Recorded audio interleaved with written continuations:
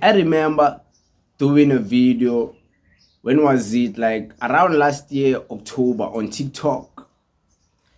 Doing a video talking to my xenophobic South Africans who watch me ngokoba but act like they don't like my content, but they're always there commenting. I was like, guys, you must be careful of the language you use about chasing foreigners, makwerekwere must go.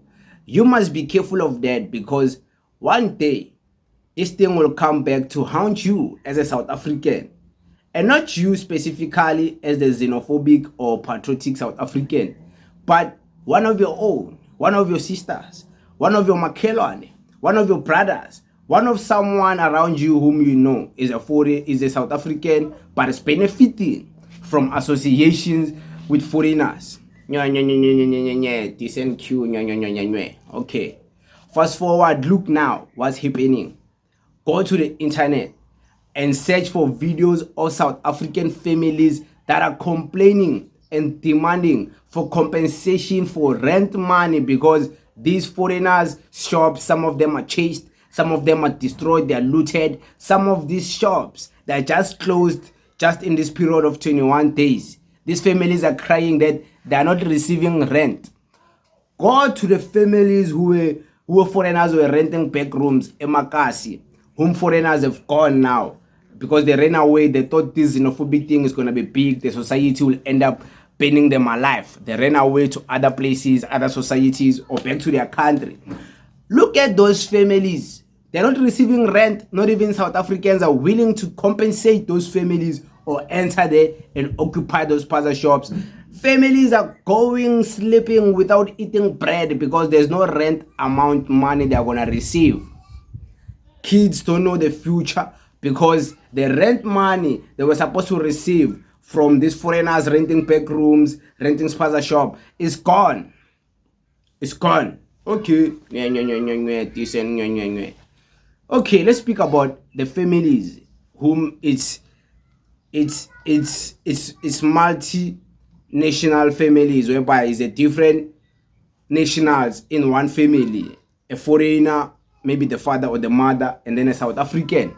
What about if you chase the mother who is a foreigner and the father is a South African? So the mother is supposed to live with the children and go back outside of South Africa because you xenophobic people, you hate foreigners that bad. The mother must now take the children away from the father, the South African father, and go live back in Mozambique, and go live back in Maputo, Harare, and go live back wherever in Nigeria.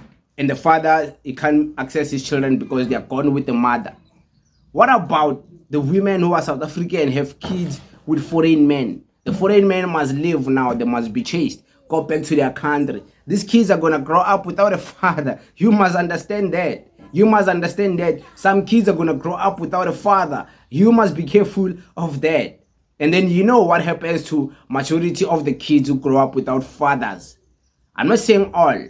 Majority, you know the statistics, crime, promiscuity, fair. You know all of those things. It's always children who don't have fathers. So you must be careful of some of the things, you know, even crime, criminals. Majority of people who are in jail is majority of people who didn't have father figures in their homes. Go do your research. You'll find out that I'm not making this up. You always seem to think that I make these things up. I do my research. I just don't speak in the research way, that precocious English. I don't speak like that. I simplify things because I'm a classy, simple dude. I'm on the ground, I'm easily accessible anyway. It's just that now I'm not around the Josie. Ask around the Josie, they will tell you about me. Go to different malls, go to Santin Mall, go to Eastgate Mall. Ask about me. Anyone who works there, any shop, enter any shop when you're in Santin Mall and show them my picture and be like, do you know this guy? They will tell you about me, bruh. They will tell you what you. You know, some of us is not just internet where we are known. We are known in real life, you know. So what should be done with the children who are going to be left alone with South African mothers or South African fathers? Their fathers are gone, their mothers are gone. Families now are crying. Getting rent. Yeah, the the government is even threatening to take away the 350. It's tough. It's tough. You must be careful because these families, when they are no more getting this rent money, their kids are gonna wanna get the money and feed their parents, and they're gonna find out good rough out here. There's unemployment and there's no jobs, and the only thing they can do is, crime is the only solution to majority of people who are disgruntled in South Africa. And then you're gonna come back and complain about crime. It is crime, but you are the one who caused the crime, but you don't know because you're not scientific in how you look at things. So I'm just saying, and I'm not even saying illegal foreigners must stay. Illegal foreigners must not open a business. Illegal foreigners must not occupy a business. People who sell foods that are expired must be inspected and those foods must be destroyed. Doesn't mean just because you found some food were expired and some were not expired, you have to close the shop. No, if they're complying to the law, they pay taxes, you don't have to close the shop because you found 3 products that are expired.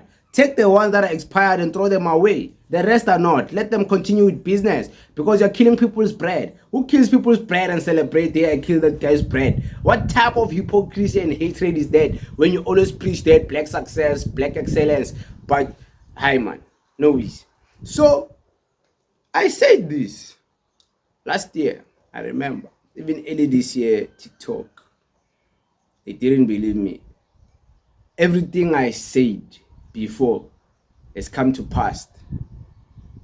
Everything I said on my TikTok before about foreigners, about South Africans, about the relationship between Nigeria and South Africa, about Cyril Ramaphosa is never gonna be xenophobic, about people always blaming the EFF, while the big problem is the ANC. Like I said it all, I even predicted that this xenophobic political party, the patriotic one, this guy is just using these things for political gains. He's not going to do anything about it. Everything has come to pass. It's come to true. People are starting to see, hey, that man didn't so